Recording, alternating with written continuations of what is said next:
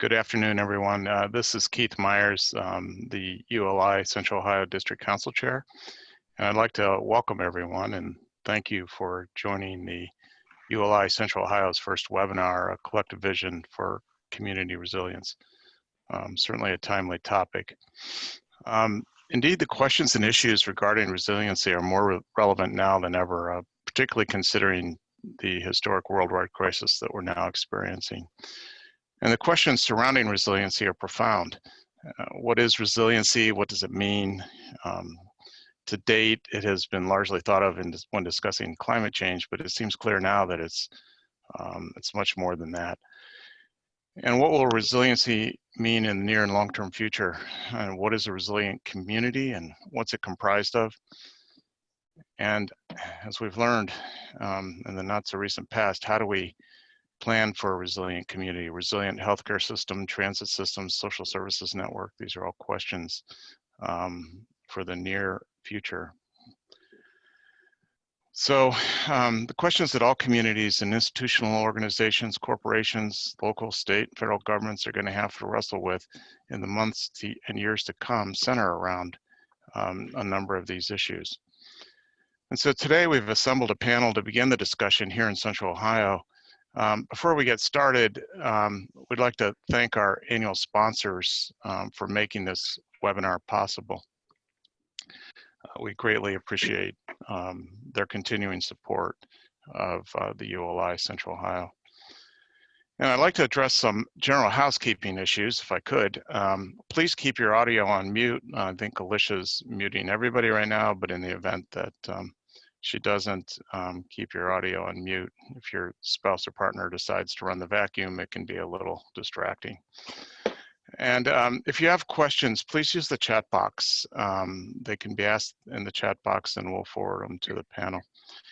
And in addition, we'll have some designated time at the end of the webinar to answer additional questions. So with that, I'd like to hand it over to Michael Bongiorno.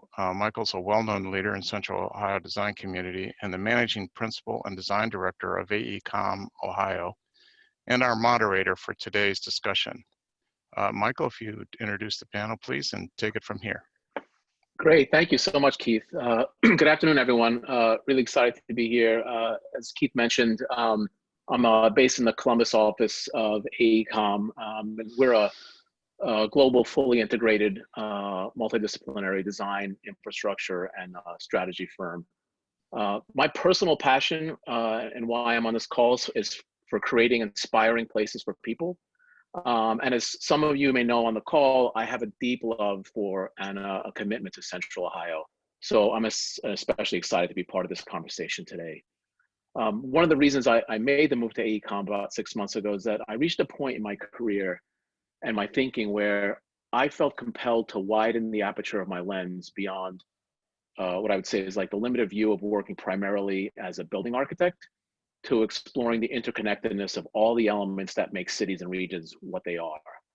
And AECOM's provided a really great platform to explore design at this scale with some amazing colleagues. And it's part of the reason why Alicia and Keith asked me to pull together a discussion about the design of resilient cities today. Our goal here today is to be helpful and to inspire you to imagine some possibilities through some concrete examples of what it takes to build a collective vision for community resilience in great cities. We hope that you see some parallels in your communities and that it sparks an inspiring dialogue. To that end, and in pretty short order in the last couple of weeks, I've assembled a few of my colleagues who are national thought leaders in resilience, planning, design, and economics. They each bring a really unique perspective because of the integrated way in which they approach their work. And so I always think of them a little bit as unicorns because they don't really fit in clean silos, which is great, which is what we need. So with that, I'm going to turn it over to Stephen Duong, who's going to introduce himself and talk a little bit about the trajectory of resilient cities. Stephen? Sure, thanks, Michael. Hi, everyone. Real great pleasure here to speak with you all. My name is Stephen Duong. I lead the urban planning practice for AECOM, kind of the central US. And in that role, we get a pretty great opportunity to work on various city building efforts across a wide variety of sectors. And that includes everything from climate action, all the way to, you know, automated vehicle planning, all the way to your typical district master planning kind of efforts. It really spans the gamut. And as people who work in the city building industry, just like you all on the call, I know that we all see a bunch of different issues that are commonly discussed that are asking really big questions about what kind of cities we want. You know, transit equity, sustainable development, how to curb back sprawl, how to make our parks and open spaces more accessible. Kind of these bigger, broader questions that I think we all kind of get the feeling are dealing more about the systems of cities as opposed to specific issues. And dealing with systems and urban systems in particular can be really difficult to get your hands around, right? They're complicated, they're heavy, they're complex, and oftentimes there's no clear answer. We're also fortunate as a practice to have worked on a lot of city resilience projects across the world. Our AECOM team was involved with over 30 of the Resilient Cities projects sponsored by the Rockefeller Foundation over the last several years, and we embed that into a lot of our projects. And one of the reasons that we like doing a lot of that work is because for us, resilience provides at least one type of lens that we can start to get our hands around these systemic problems in our cities, start to get some way, consistent way to talk about them, and start to drive us towards asking better, more specific focused questions on how we start to deal with them.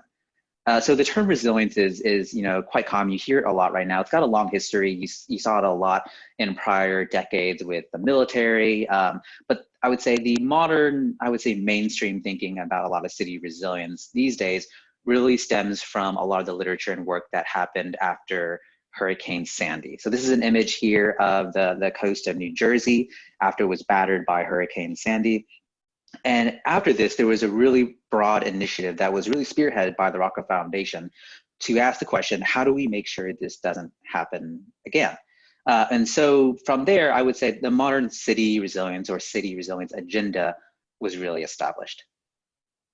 So Michael mentioned it earlier on in his opening, but city resilience and what we want to talk about, it really has to do with the health of our whole cities. While issues that stem from climate change and climate action are really key here, it does address a broader swath of questions.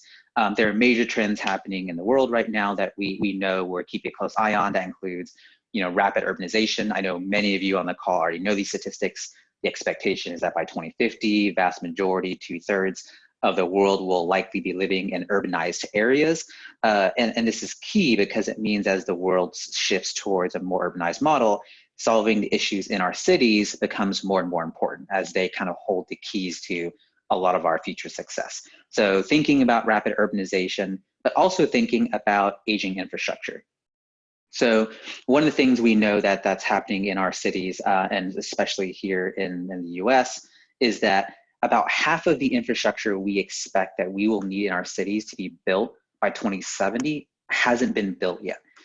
Now, this is both a problem, but also an opportunity. One, of course, it means that, you know, our infrastructure is going to be expensive to replace, but it also means we have a really, really big opportunity to influence what the infrastructure looks like going forward, to make it better than it has in the past, to make it more appropriate for the cities that we want to have going into the future. And so bringing in this resilience lens into infrastructure is critical. The other thing kind of on a global macro trend that we know is happening, I know you all have probably discussed and seen this play out, especially even in the COVID crisis right now, is that social inequity and the breakdown of neighborhood structures and social cohesion is on the rise. And in many ways, this is exacerbated by the way we build our cities now. So resilience has, and we're going to talk a lot about this, isn't just about dealing with the hard built environment, the design of our spaces and our cities and how we protect them from climate, but also about the social infrastructure of our cities and the systems that are in play that kind of put us on a path forward for growth or for decline. So the next thing I want to talk about is the term resilience is thrown around a lot, but you know, we feel like in the last several years, there is a definition that's kind of started to really make its way around that a lot of folks in the industry have kind of gathered around and kind of accept as a good definition of resilience. And that's the one we have on the screen here. It's generally the capacity of individuals and communities and cities to survive and adapt, and this is a really important part, to specifically chronic stresses and acute shocks that they experience. Now, what does that mean when we talk about chronic stresses and acute shocks? Acute shocks are the things I think a lot of us often think about when we think about resilience. Those are tornadoes, droughts, earthquakes, ice storms, things that are really easy to point to, that we see very visibly and are really easy to get our head around. But on the other side of that, which maybe we talk sometimes a little bit less in terms of resilience, are what we call chronic stressors. These are issues that effectively we like to describe as simmering just beneath the surface of a city. It's sometimes hard to point to visibly see, and to really in some ways quantify what the overall impact on a city might be, but we know it's there. And those things include high employment, increasing inequities and spatial demographic shifts in our cities, changing economies, the breakdown of trust between the public sector governance and our communities. Those are all things that we know to be difficult to solve, but really hurt our cities. And there's an interrelatedness here that I really want to speak to, is that the reason acute shocks and chronic stresses are both so important together is that the idea is that if you have an acute shock on your city, you will suffer some type of setback.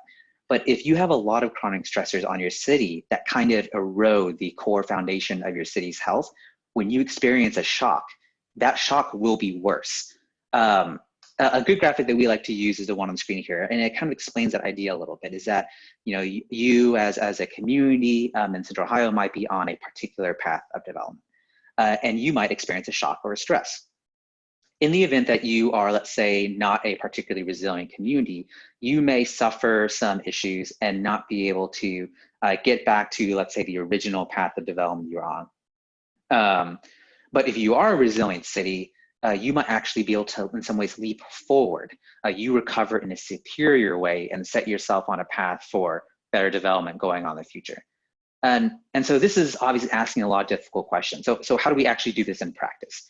The image here we have is something that we like to use. It's a common tool in kind of resilience thinking, and it's called the resilience lens, effectively. It's a wheel graphic, and what you see here is a breakdown of a bunch of different perspectives and concepts that we apply to a lot of the major decisions we have to make when we're designing and planning cities.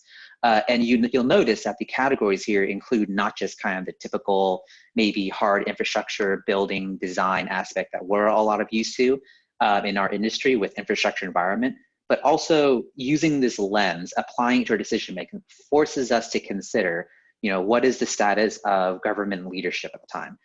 What are the public health outcomes of the decisions we make? And how does this affect not only the economic prosperity of our community, but who gets to participate in that prosperity?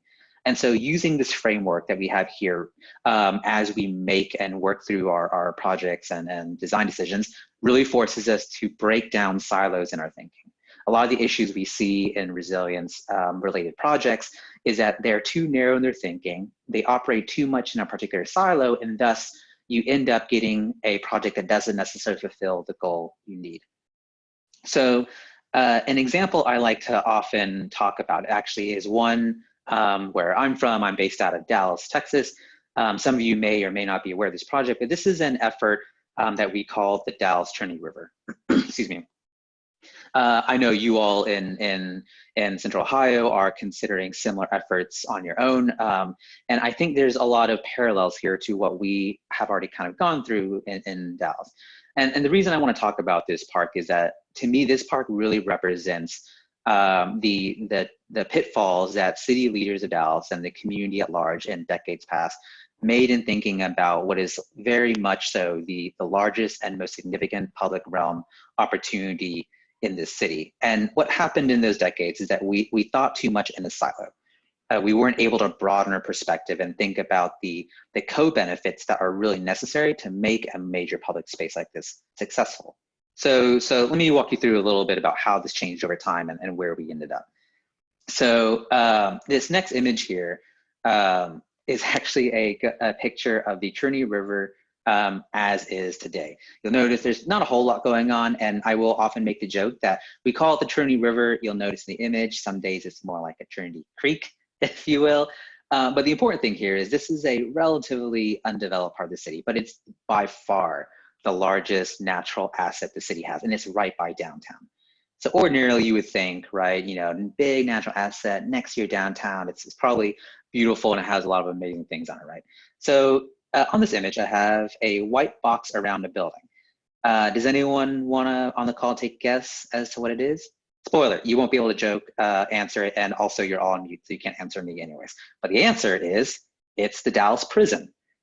And I want to highlight this because this shows you how in the decades past, even though we had this major public asset and public realm opportunity in the city, we actually turned our backs on it. And we turned our backs on it in such a way that we put our prison as the most prominent building on this river. And one last note before I move on from this slide is that the other side of this river, on the bottom right hand of this image, is the primary African-American community of Dallas.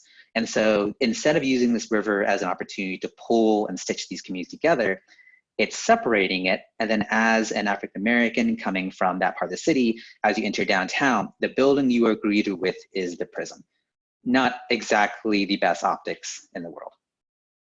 So what are some of the reasons we made these choices? So back in 1908, there was a major flood in downtown Dallas. The very bottom right of this image you see here is literally downtown Dallas. So you'll of course note that it is absolutely inundated with water. Major flooding. This was it has been a long time recurring issue in the early 1900s.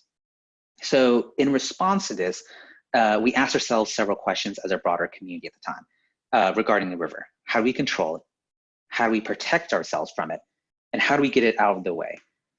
This is important because a lot of our thinking about resilience relates to what kind of questions are we asking about when we're trying to solve problems of our cities. So at the time, these are the questions we asked. And what happened is we got the wrong answer because we asked the wrong question.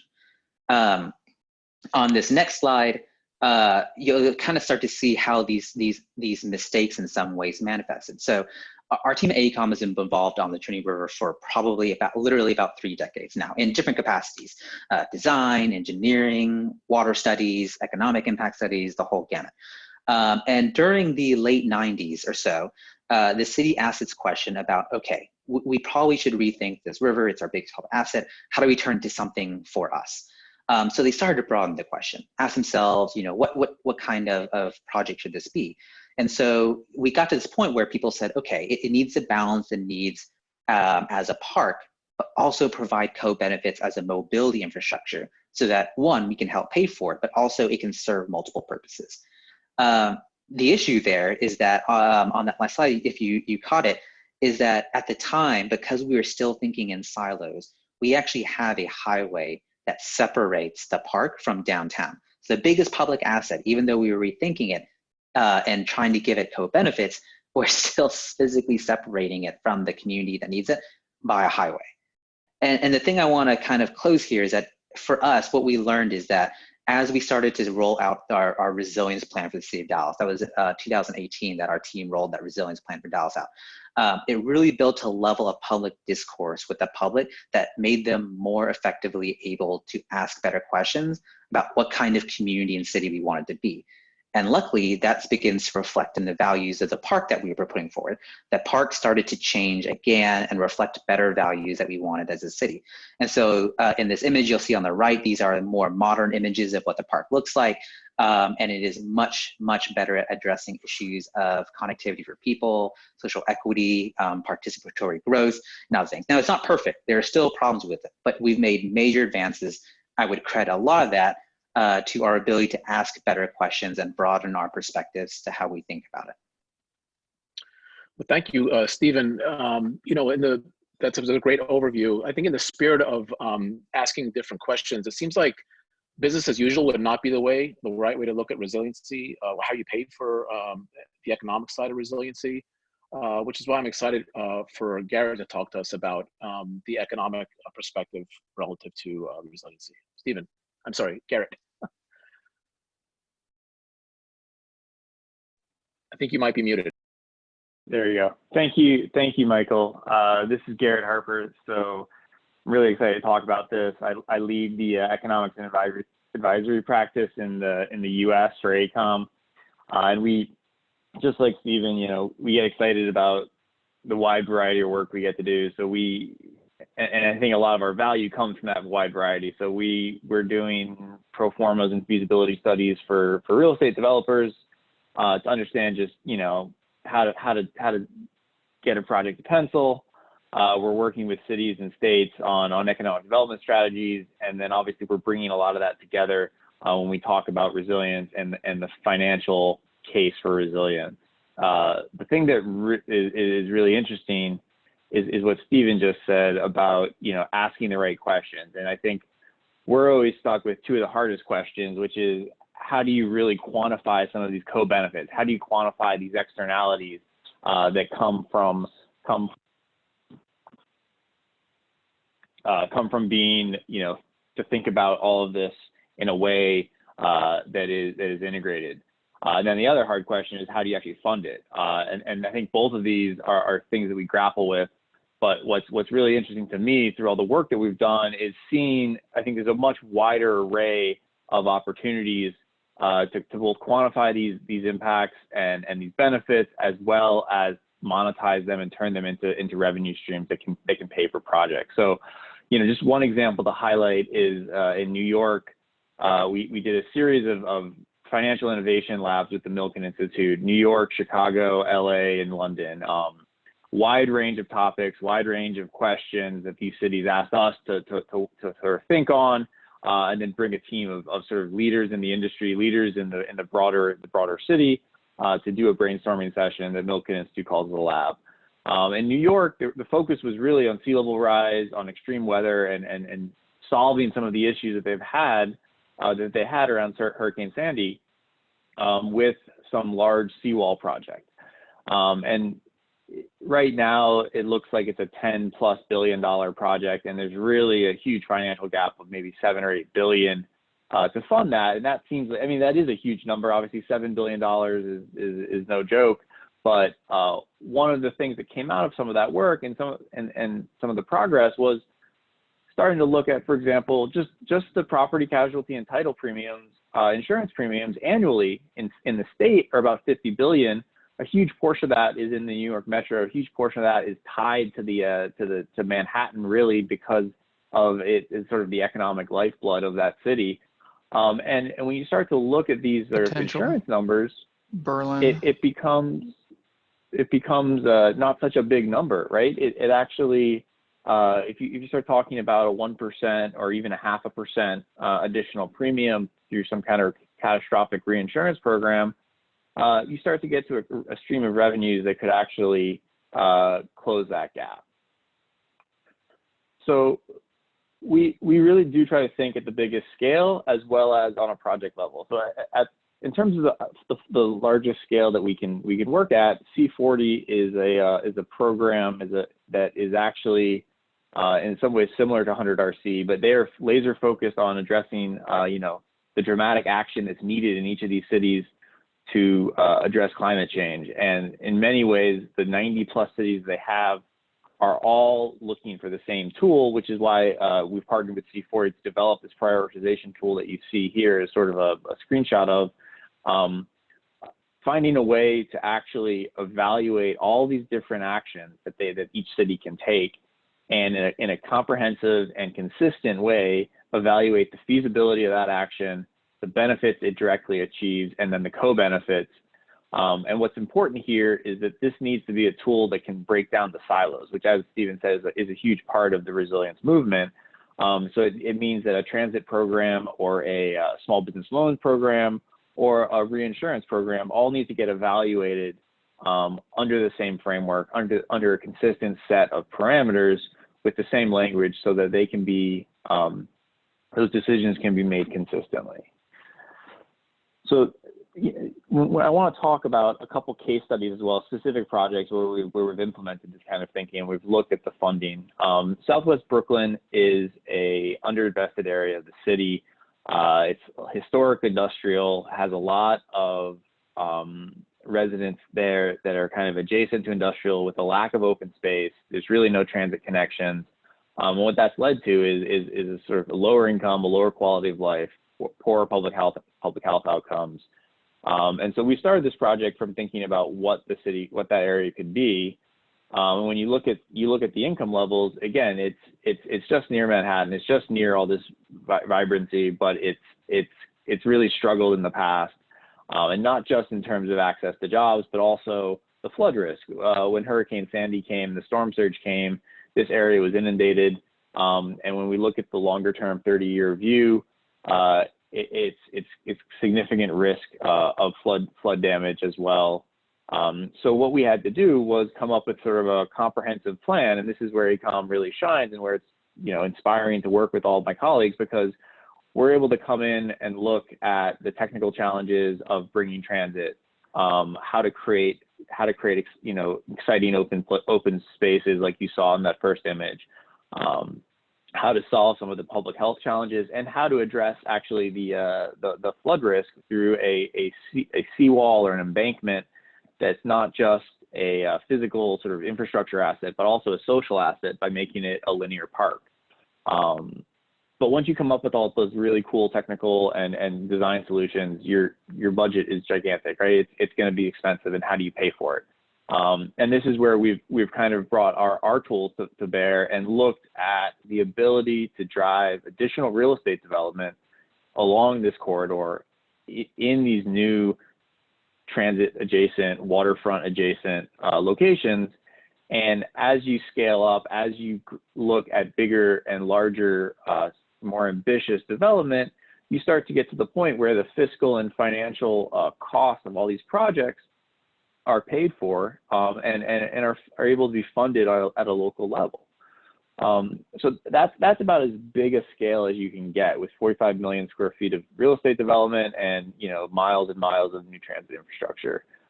The other example I want to talk through is actually at the smaller scale. And this is something in Chicago that's really steamrolled and I think, or not steamrolled, sorry, snowballed from some small projects where we started with a conversation with the city about leveraging public assets. And I think at its core, funding resilience is really, that's the question. How do you take more advantage of the public assets that you have? That can be land, that can be your tax code, and ways to create policy and create tax incentives that can drive better decisions by the private sector, whether that be affordable housing or investing in public space. It can also be in the zoning of how you zone the city and how you think about equitable zoning. But in this case, where we got to at the city was, how do you spend the money that you're going to spend anyways better? How do you take the capital budget, in this case was to address flood risk in the on the far west side of Chicago, and how do you take that money that was going to be spent, ripping out storm sewers, and do something different? Take that money, address the flood risk, but in a way that creates these public assets, creates these community-driven, community-informed benefits. Where this is an example of 2 sites that we developed.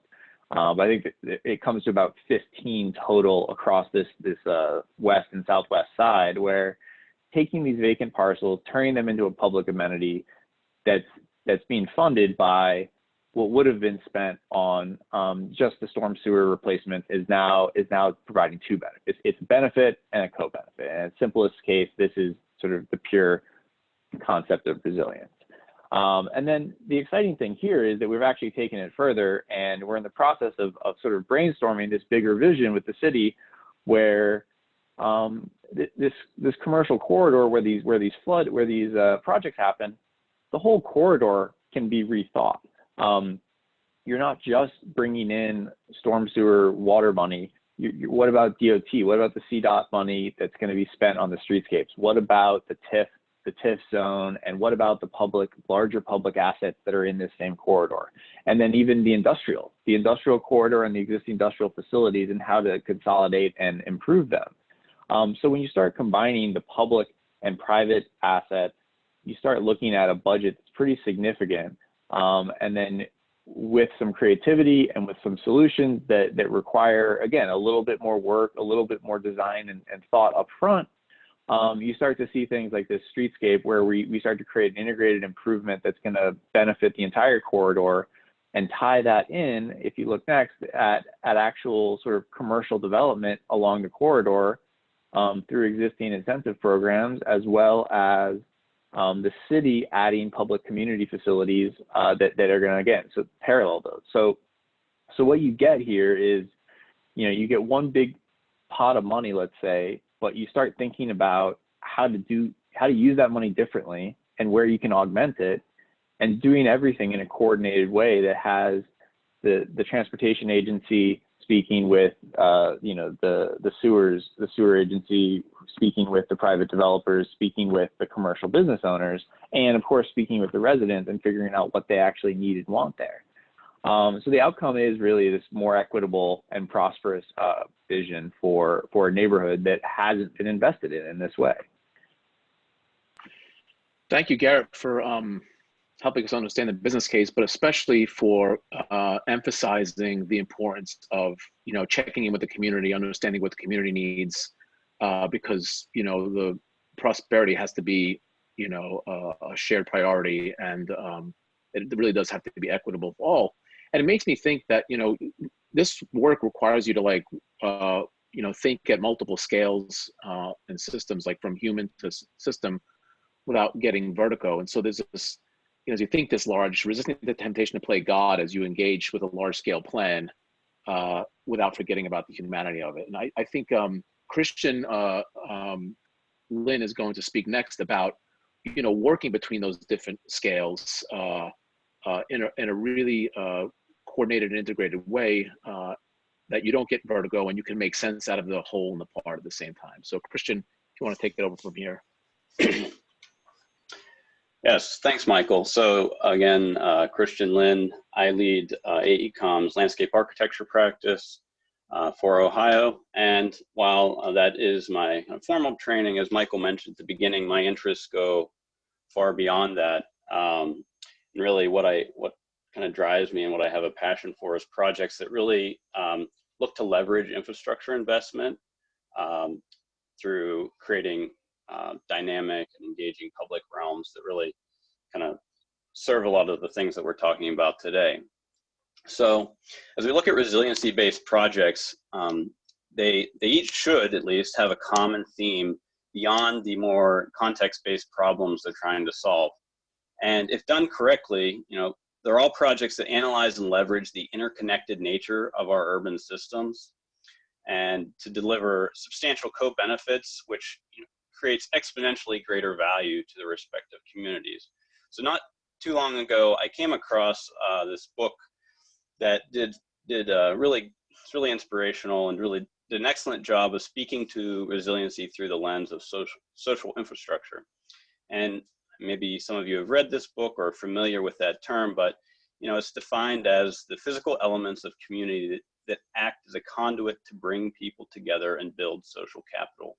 But it goes one step further by laying out how social infrastructure fits into the larger resiliency equation, and really drives home the point quite clearly that, you know, the stressors or shocks that Stephen discussed earlier, social infrastructure is a critical role, has a critical role to play, and a quantifiable value that kind of feeds into that equation.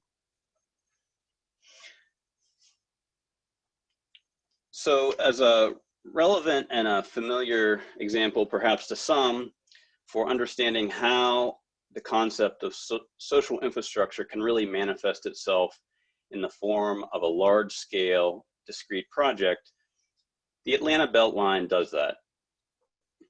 As many of you may know, this project is widely touted as transformational in terms of how its potential influence could reshape the entire metro region. But for those of you who may be less familiar, just to give a quick background, the Beltline is a 22-mile former railway corridor that effectively wraps the entire city core of Atlanta. So the project was initially, and this photo kind of does a good job of saying something, and maybe it's not what you think I'm going to say, is the project was initially conceived as, you know, a rails to trails type project, but quickly after, a grassroots effort kind of pushed for a much more broad vision. And really, but what's important about it is that that trail and that rail corridor did play a critical role in building an early coalition to support the project. It was a very tangible piece of the project that people could really get on board with. So while Rails to Trails aspect was far from the end game, it really provided the vehicle to turn a rather conventional project into a resiliency project. So this slide talks something that I think Columbus can relate to some degree, is that at the time of the project's inception, Atlanta was growing faster than most any other major metropolitan area in the US. But that growth came really in the form of widely spread, disconnected pockets of development. And that's what you see in the slide, or the image on the left. You know, the yellow area is really showing how economic development and population was growing in the city at, you know, around 2000. And and we all know, especially on this call, what happens in this type of growth pattern is that, you know, there's a lot of negative consequences that ripple across the broader community. You know, long commutes, poor air quality, car dependency. It's effectively defining sprawl, and a lot of inequities that come along with that. So there was this grassroots effort that realized, how do we disrupt this pattern, and how do we refocus this on this interconnected nature of the urban systems? And on the previous slide, there's a blue area, and that really shows how they took the corridor and expanded it beyond those limits and thought about it more as a kind of a neighborhood and a community-wide project. So now the project, as it's defined through its proper limits, is 7,000 acres, and that's, you know, nearly 8% of the city's land. So it's massive. And so this slide is from the BELTLINE's website, and really this is what a resilient project looks like on paper. This is what, you know, we talked about what coastal resiliency can look like. This is what resiliency could look like in central US. You know, green space, trails, transit, interconnected parks and green spaces that, you know, help spur development and construct new affordable housing. And really, key part of that is the transit. This project was really kind of all hung on the kind of the armature of having a really strong transit system that fed all these other pieces. And without that, you know, the system was a lot weaker.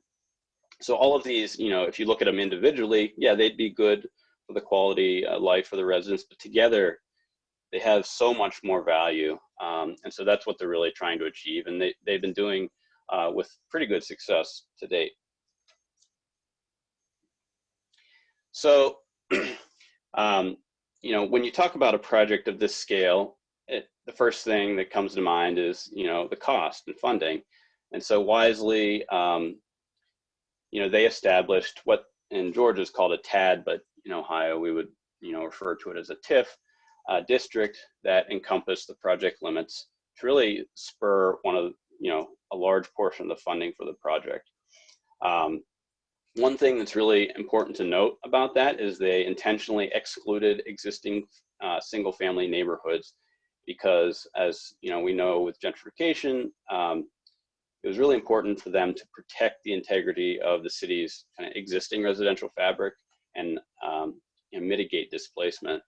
The slide here shows just really powerful how important transit was to this project. You can look at on the left is how the spending, the planned spend for the project is, and on the right is talking about the funding sources. But over half of the project is based on transit, and so without that, that is really kind of carries the rest of the elements above it.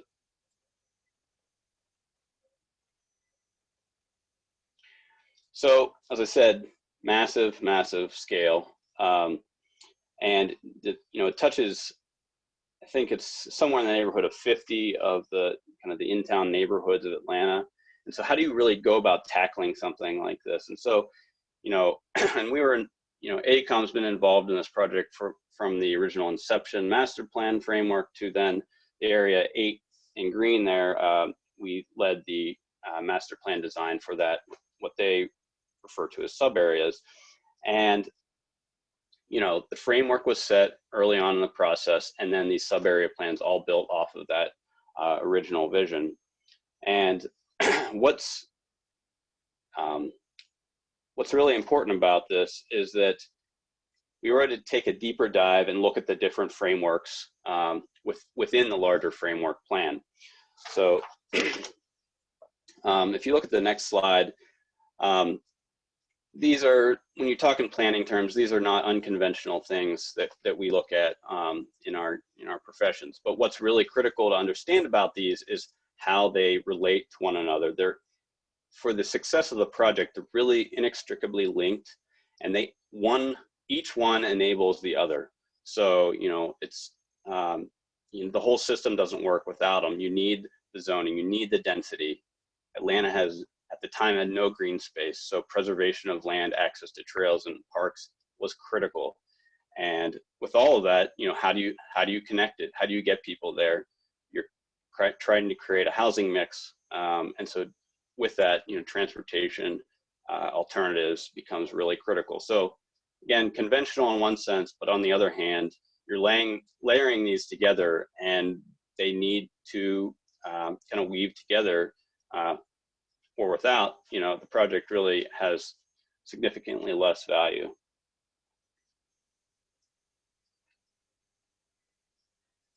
So the last slide, these are just some images that we created as part of that master plan, but for what the future vision of areas of the Beltline would look like. But, you know, kind of looking at this a little bigger, what is important about any project of this scale, which can oftentimes, due to the technical complexities of it, can get kind of blurred out or kind of buried, is that you need design leadership at the forefront of a project. You need aspirational thinking, you need inspiration. Basically you need to build a coalition that supports the project, public buy-in. You know, without that, you know, project won't have legs. And so design excellence is critical to the leadership of a project like this, realizing that all those other technical components need to fit into that puzzle. But you know, it's easy to get lost in the weeds in a project like this. So having that kind of that North Star, or that vision that you're aiming towards before you kind of get lost in those technical details is really critical, because you need to check yourself along the way to make sure you're still driving towards that. And so this project is doing that. And, you know, there's been struggles. They went through the recession of 2008, 10, but what they know, some of the things that, you know, we've learned on the project is that the early spend that they did prior to the recession was really critical. So even in small pieces, getting things built is important, because that builds community buy-in, and that also, you know, gives you leverage to push the project forward, despite if you do kind of suffer a, you know, stress or a shock, as Stephen said. So early investment, and yeah, so I think that summarizes the key points. Great. Yeah, I want to leave some time here for Q&A. I think as you all heard, this work requires vision and the orchestration of many parts, and it challenges us to break down silos and work together. So the task that we have ahead of us, as you know, to grow truly smart, resilient, and equitable communities, begs a different series of questions about how and why we are going about the work that we're doing. And as Christian mentioned, you know, it's important for communities to identify what their North Star is, and how does that light guide the decisions we make. Questions are rolling in. If I may, maybe ask the first question as I kind of sort through the other questions. But you know, you guys have become familiar enough, the three of you, with Columbus through this process, and you've cited a lot of kind of natural resource examples as sort of an armature around which to work. When you look at Columbus, like, you know, and Stephen, you had mentioned the river corridors. You know, what is our first step toward making something like this happen in Columbus in terms of looking at a resiliency plan?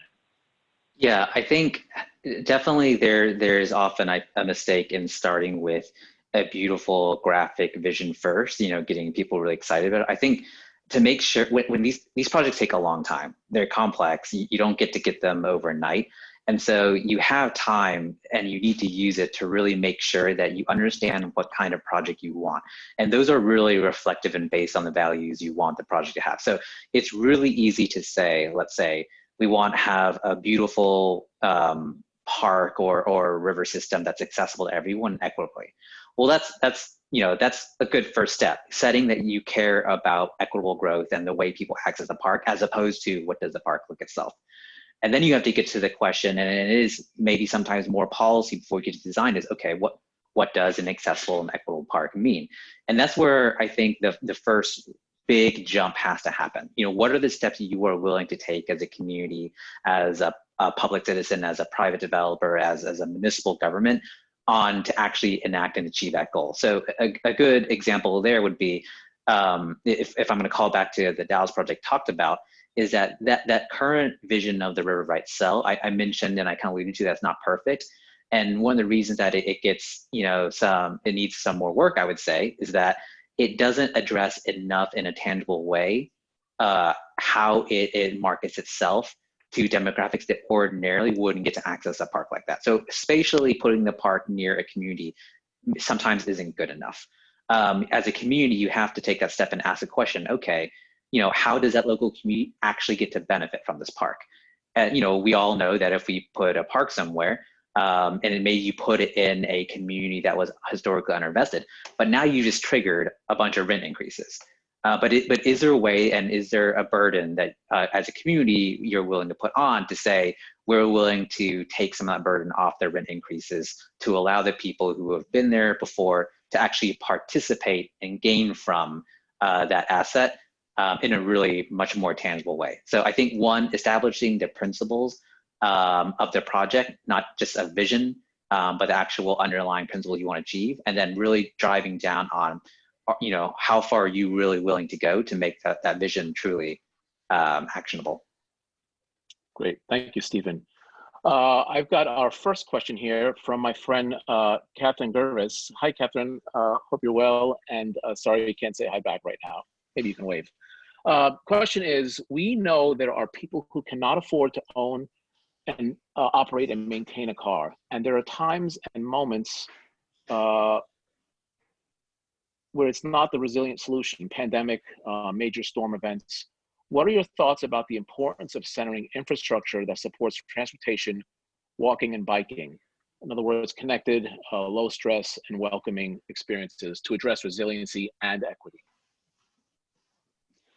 Ooh, if you don't mind, Michael, this is a question that I think is in the wheelhouse and that we deal a lot with. And it's a great question because, and it's particularly relevant right now because of the role public transit has or doesn't have in the current resilience crisis with COVID. But broadly speaking, walkable infrastructure, walkable communities, good public transit, in general, everything that allows us to not rely on a car is incredibly critical to equitable and resilient communities. I mean, you can probably see the thread through a lot of projects we talk about today. There is a heavy transportation line through them, and there's a reason for that. One of the things that we like to talk a lot about when we're trying to work with cities and clients on how to think about transportation from an equity perspective is that transportation as a mechanism, public transit as a mechanism, is only there to move people to and fro, what it can connect to. But that's not helpful if your destination that you need to go to isn't reasonably accessible by transit. And that's actually a land use question, not a transportation question. We often, especially in major, let's say DOT project, they're trying to deal with, oh, you need to build more highways, there's more congestion. I'm sure many of you are familiar with the idea of induced demand. But that's actually oftentimes the wrong question. It wasn't an issue that you have congestion because you don't have enough highways. The issue of a congestion is because where you need to go is just too far away, i.e. you can't walk to it or bike to it. And this is really critical for equity because if you think about, a household's, let's say, overall purchasing power, oftentimes you've got rules of thumbs that, you should spend a third of your household income on transportation. If you can reduce that by having them have better transit access, reduce the overall household income that you have to spend on transit. You open that up for other uses. So a good example is, we often talk about how to prevent gentrification for these major projects. Well, oftentimes, and we all know that there's no silver bullet sometimes to prevent rent increases or property increases, but you can provide transit so that you can at least shift what they would have spent on transit onto maybe giving them the better ability to deal with property tax increases. Strategies like that and the role that transportation plays is critical because it's one of the biggest triggers you can use to mitigate some of the other externalities that come from natural development cycles. So yeah, I think walkability in transit is often, many times, 1A, 1B on how you start to address some of these issues. So I have sort of a follow-up question to that. And it was about further defining social infrastructure and why it is so important in times like this, where we are dealing with a pandemic. Maybe help the audience understand that a little more.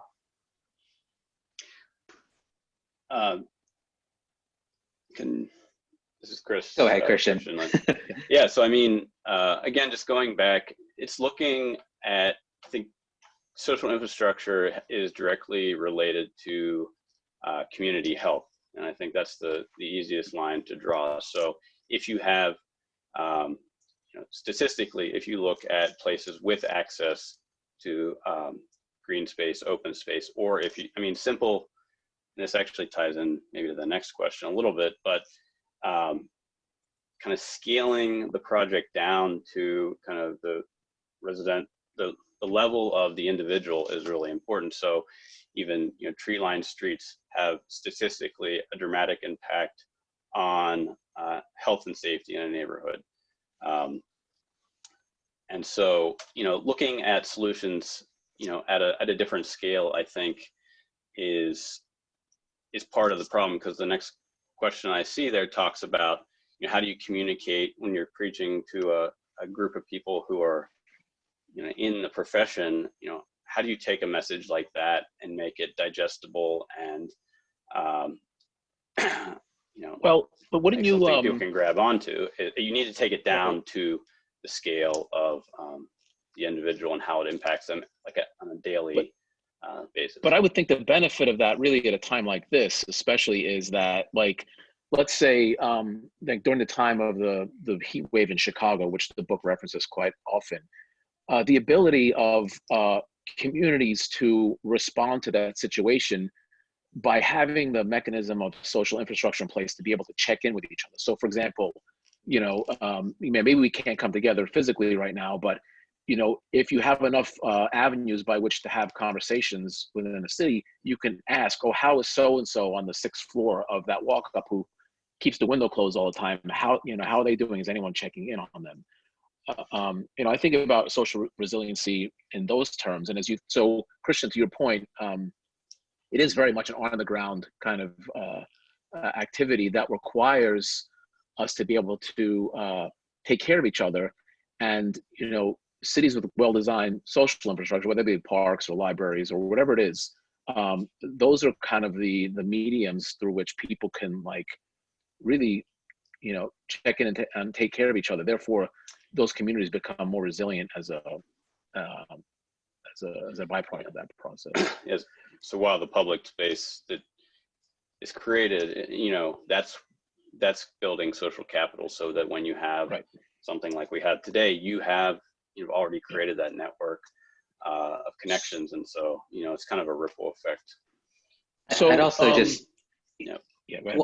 One just thing to add there too. I'd also say one of the best ways to measure from kind of a project, city building perspective, to measure social capital is the amount of trust that the community has, not in just each other, but with the public and private sector to act in good faith for them.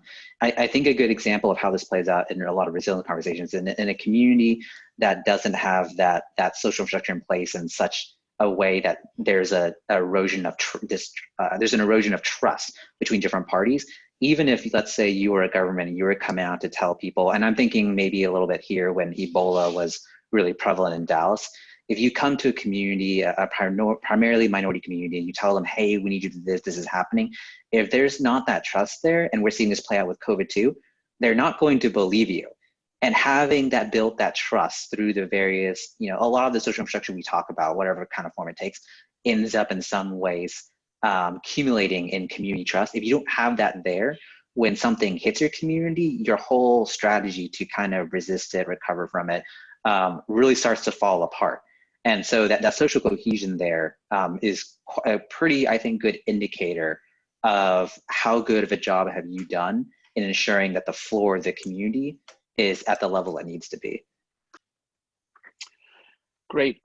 So I've got another question here that I think you sort of partially answered, Stephen, a little earlier, related to gentrification, and it was from Brian Estabrook.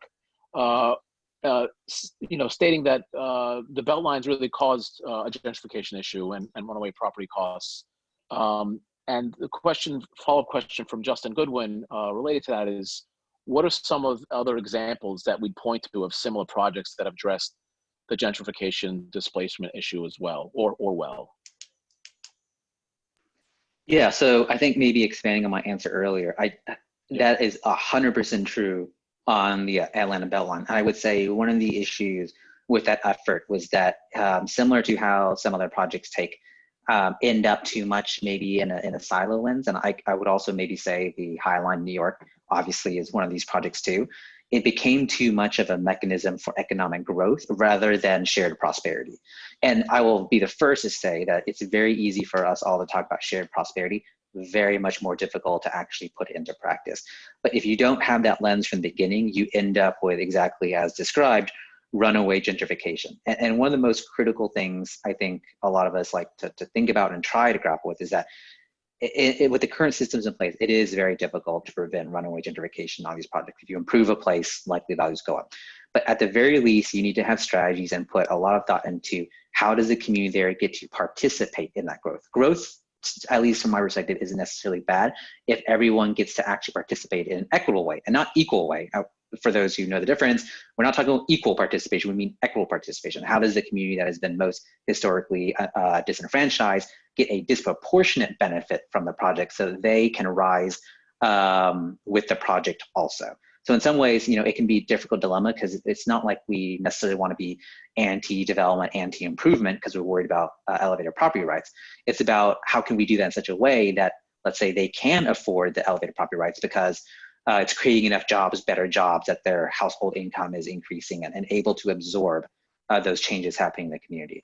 Obviously, it's a complicated question. I don't know if there's a silver bullet, but those are at least some ways we often talk about it. So I'm going to try to squeeze in one more question because this is actually a question I was kind of going to ask. So I'm glad John Homans is asking it. He says, I suspect that today's speakers are largely speaking to the choir. How do we convey the importance and value of the holistic approaches we're discussing today to local politicians who may represent fairly narrow constituencies? So this is Garrett. I thought I could jump in on that a little bit. I'm sure everyone has something to say, but in my experience, something like the Resilient Corridors project is a great example of